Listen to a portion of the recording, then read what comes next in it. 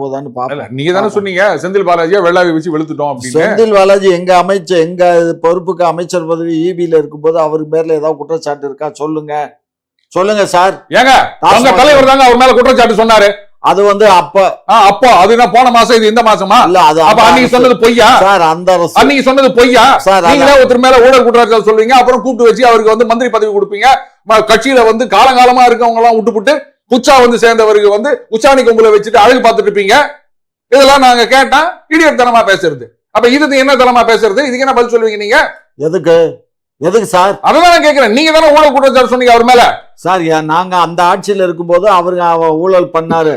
அந்த ஊழல் அவர் பண்ணல, அவருடைய பிஏ பண்ணாரு. அது அவர் பிஏ பண்ணாருன்னு சொன்னீங்களா? குற்றச்சாட்டு சொல்லும்போது செந்தில் பாலாஜி மேல தானே குற்றச்சாட்டு சொன்னீங்க. எங்களுக்கு தெரியாம நாங்க அதை பண்ணிட்டோம் சார். அப்ப அது பொய்ன்னு சொல்லுங்க. அன்னைக்கு நாங்க சொன்னது பொய்ன்னு சொல்லுங்க. அன்னைக்கு சொன்னது பொய் தான். அதை சொல்லுங்க. அப்ப நாங்க பொய் பேசுறவங்க